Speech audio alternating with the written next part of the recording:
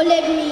He says I should focus more on my studies and stop playing with my friends and phone. He always yells at me. Don't be too mean towards your dad.